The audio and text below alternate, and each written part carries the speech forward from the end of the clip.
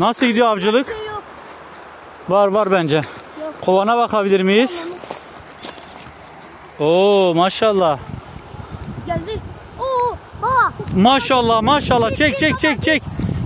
Çek. Aferin oğlum. Çek. Tamam. Evet. Kaç tane? 1, 2, 3, 4. Evet, usta balıkçı Ardıl Usta. Evet Ardıl Usta. Ağaç. Yorum yapmak ister misin bize? Evet. Kovamızı gösterdi babam değil mi? Hatta istersen bir daha gösterebilirsin babacığım.